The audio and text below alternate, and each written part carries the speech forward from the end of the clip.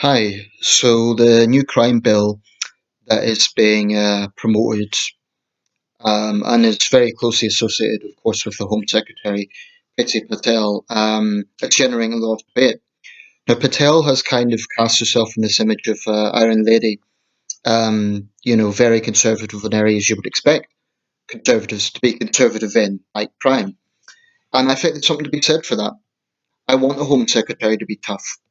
I think that's a good merit in a Home Secretary. But there are some obvious parts of the bill that raise questions.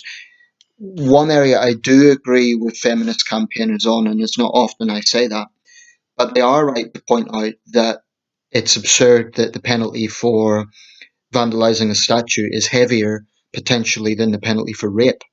That's absurd. And I can understand feminist campaigners being angry about that. I think that is absurd.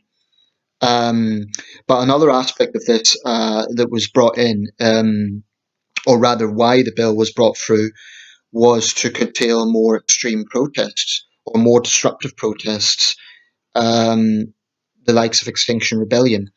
I've just read an article, an opinion piece by Mark Wallace, who is of the website Conservative Home in the Eye. So the Eye do allow occasional right wing conservative opinions.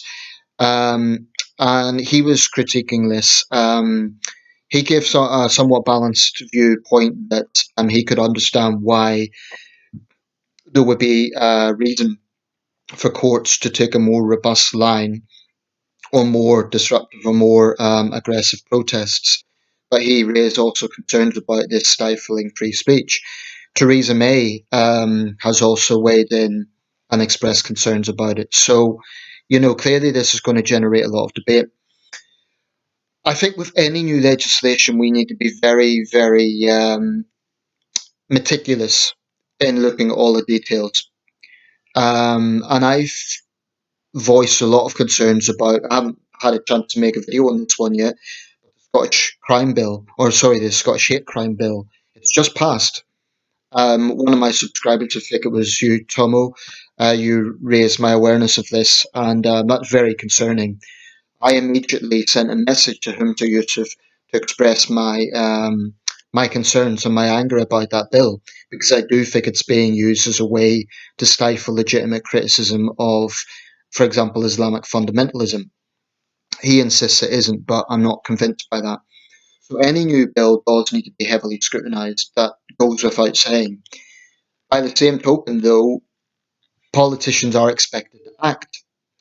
And so that gets into an area of rights of citizens. What rights do we have? What rights do other people have? What is our individual responsibility? These are all questions that come into this debate. Now, I want to focus particularly on a concept that I think is an interesting one and warrants a lot of discussion. And that is, do the rights of a minority trump the majority? Well, the obvious answer is no, they don't. But one could argue that there is a school of thought that kind of pushes this idea that because they're a minority, that has to be the case. Now, I should really clarify what I mean by minority here. I'm not talking about a racial thing, so let me be very clear about that. I'm talking about, for example, with Extinction Rebellion, um, do their rights trump the majority of the public who see them as a nuisance? I'm not convinced that they do. Mark Wallace pointed out that protests by nature can be provocative and can be disruptive, but I firmly believe that any movement, and I think there's empirical evidence to support this, any movement that polarises the wider public is doomed to failure. And if they get success, it's because they have managed to effectively bring in the wider public. A famous example of this was the events in Alabama in 1965, when Martin Luther King and other civil rights leaders organized that famous march to Selma. I think it was Selma to Montgomery, or Montgomery to Selma. I forget which way around it was, but it was a famous chapter in the civil rights movement. Now, when the Alabama State Police responded with brute force and very thuggish actions, putting truncheons into peaceful protesters. What that done was it galvanized the wider American public. Um, I think it was one of several turning points in the civil rights movement, but people across the country were outraged and disgusted by that. People travelled, in some cases, from thousands of kilometres to join the movement, including white Americans, and two of them, Viola Paluzzo and uh, Pastor Reeb. I forget his first name, but they actually paid with their lives. They were white Americans who saw the injustice of this, and they went and they were murdered by Klansmen. So the point is that really galvanized wider public opinion. Now, this is always a follow up. Extinction Rebellion people say, oh, well, every movement in history has had to use controversial techniques, and they will point to the suffragettes and the civil rights movement. Well, let's look at the suffragettes.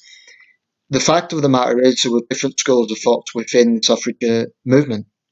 In fact, suffragists was initially just the adjective for the campaign to get women's votes.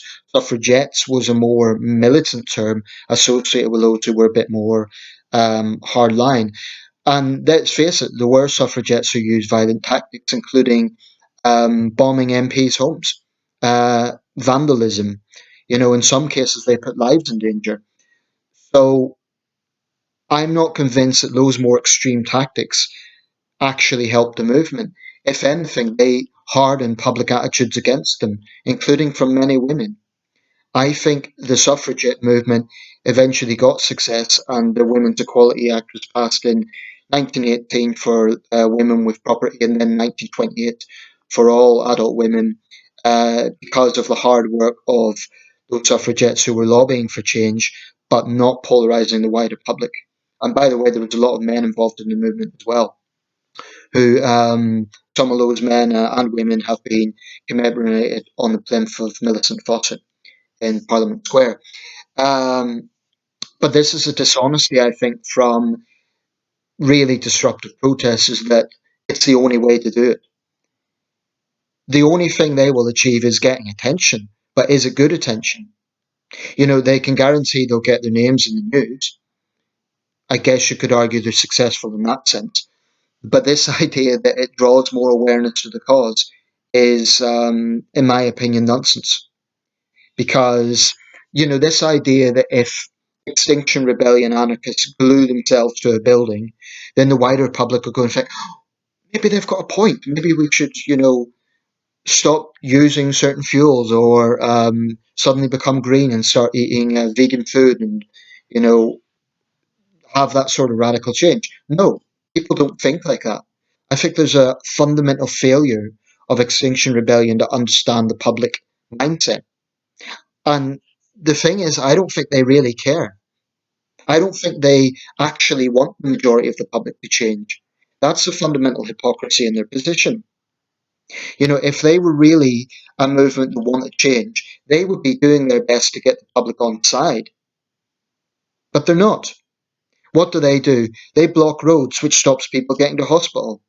They vandalise public buildings. They tear up the green at Cambridge University. They're basically just hooligans. But they hide behind this facade, oh, we're eco activists, so that makes it okay. But really, is it any different? Fundamentally, is it any different from a bunch of football hooligans getting drunk and trashing the place versus a bunch of eco warriors getting not drunk, but drunk on ideology and trashing the place? Is there any fundamental difference? Other than one has a kind of political ideology and the others are just, driven by, um, you know, male ego or whatever it might be. Um, so I really do think that that needs to be challenged. This idea that it's the only way to make change. I guess you could argue there are circumstances where peaceful protest doesn't work. Um, if we look at Hong Kong, that was overwhelmingly peaceful. Chinese state media totally ignored it, and Chinese state media only started reporting it when there were some violent components. But even though I support that movement 110%, I'm not going to support Hong Kong protesters trashing mainland Chinese businesses or harassing mainland Chinese on the streets. That's stupid, because then it makes them look like the bad guys, and it's very easy for Chinese state media to portray them as such. So, if there were some pretty ugly incidents that happened. There's one incident when an elderly man was set on fire. That's extreme, and I'm not going to support that in any context. As much as I hate CCP, but there's a human component to that. When you're standing up against a totalitarian dictatorship, it is a little naive to sort of think, just hand out flowers. So I'm not against certain hardline protest in certain contexts. What I insist on, though, is you have to get the public on side. If you polarize the public, any movement's doomed to failure. Um, I really do believe that. There's another issue that comes into this, which is the trans lobby. I mean, do the rights of trans activists and the trans lobby trump the right of women? Where there are issues that clearly biology does matter, such as competitive sport, such as penal custody, such as swimming facilities. I think the Lido in London came into this debate. I'm not convinced that the rights of trans activists, or rather their perceived rights, trump the right of women, trump the right of the majority of women. Um, this thing about when I'm talking about minority rights, I'm not saying that might is right and the majority should always just do what they want and ignore the minority. I think where you have a minority that are saying, we feel alienated, we feel marginalized, we feel hurt or persecuted, that needs to be listened to. There needs to be a degree of compassion and their concerns need to be heard. But what you cannot have is where people with a political agenda, people with a very obvious agenda of basically anarchy, um, are then allowed to kind of dominate.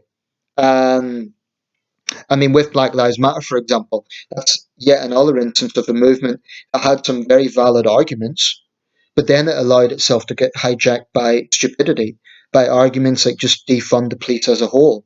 Um, Not only would that not solve the problem in general, it would not help black people because you'd have black victims of crime who then wouldn't be getting help. I mean, there's an irony in that. If you defund the police, there's fewer police officers. How then? Who's supposed to process if you do get a corrupt cop who abuses a black suspect? The only other people that can do that is police. So that sort of thing is stupid. And it's this idea that because people have a right to protest, then the loudest voice is the one that should be most listened to. Tony Blair made a good point on this actually, about the fact that just because one voice is loudest, that's the only one that's valid. It's not.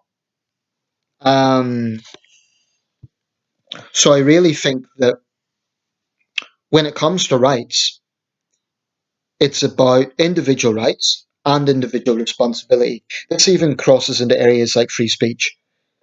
I'm not a free speech absolutist. What I mean by that is I don't believe you could say anything you want without any sort of responsibility.